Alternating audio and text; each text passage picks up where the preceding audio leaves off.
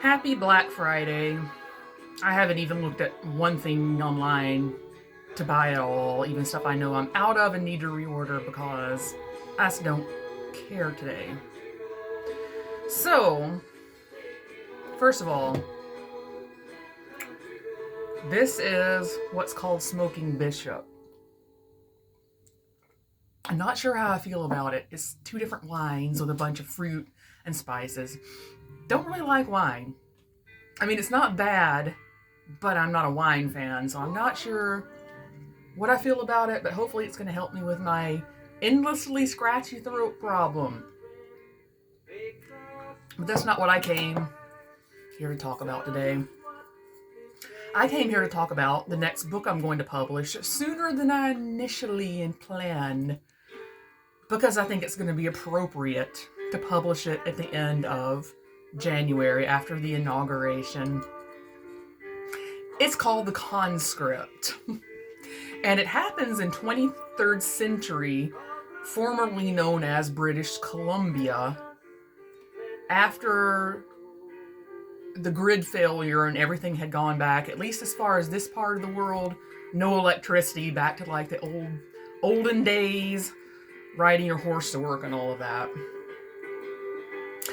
And I won't give a spoiler as to the plot, except that one of the most gentlest humans in the world gets conscripted into the formerly known as Canada Army, where the leader of the territory is a megalomaniac, greedy person, the female version of Trump, basically, even though she's not as crass name-calling and all of that like Trump, but she wants it all, just like him.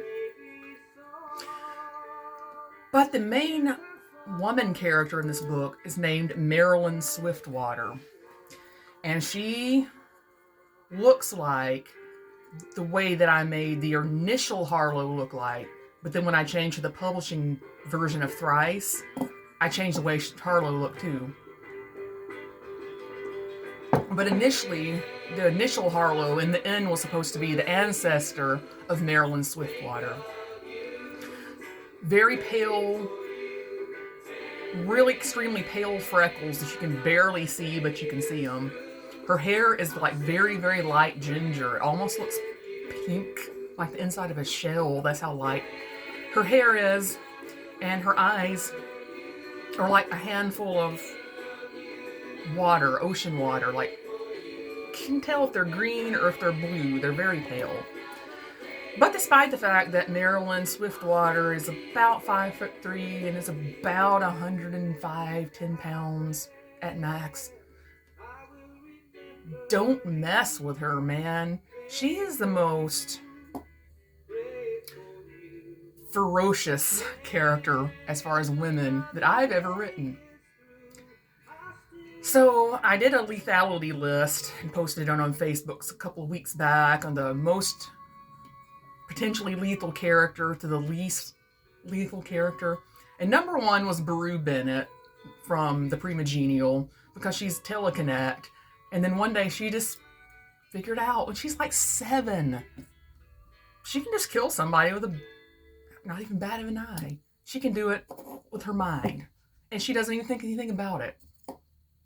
If you try to hurt her father, that's the only circumstance under which she would do it.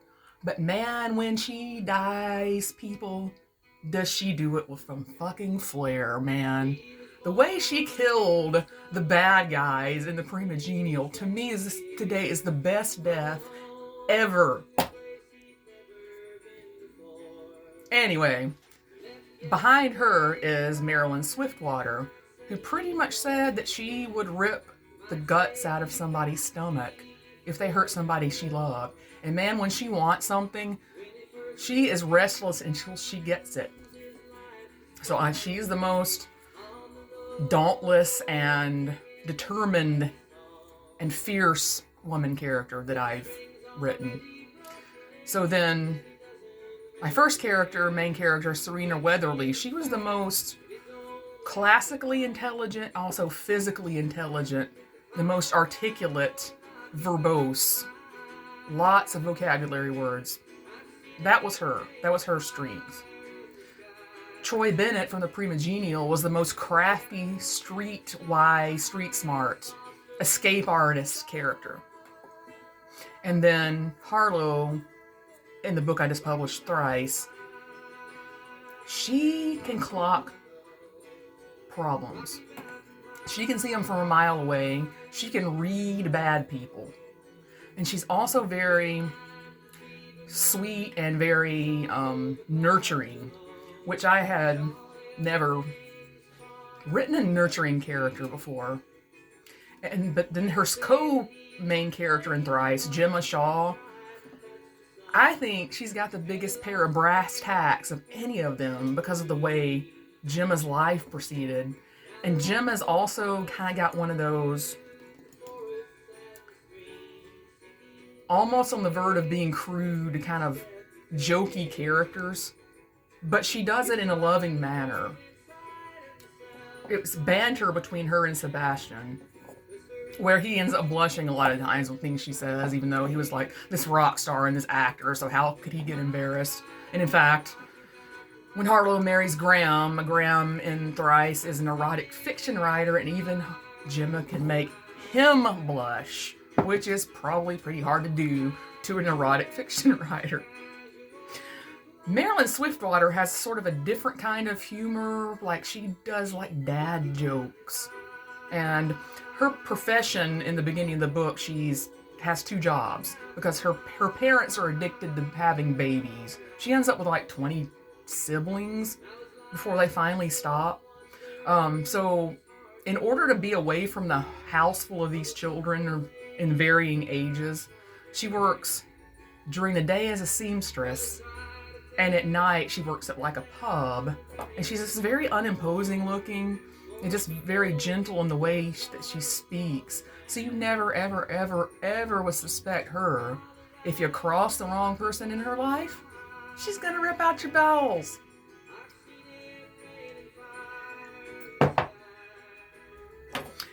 I think that putting this book out at the end of January is going to be appropriate because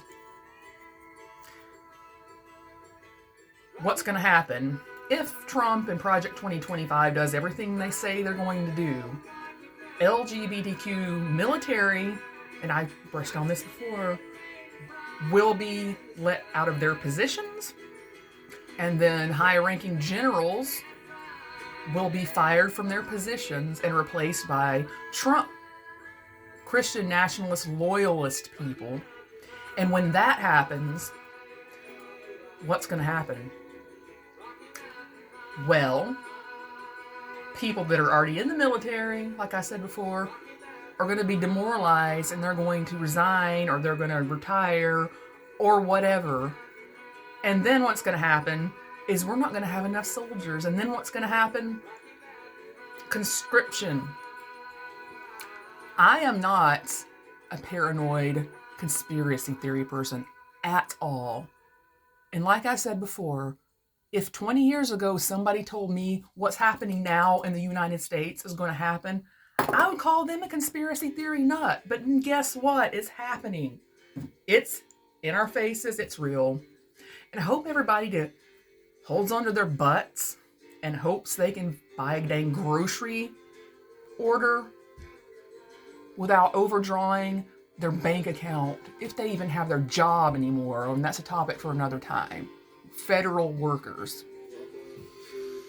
Or companies going to be laying people off because they have to pay all these tariffs and they can't afford to make the payroll, so they slash their workforce in half and make the other people that still remain there work twice as hard for the same pay.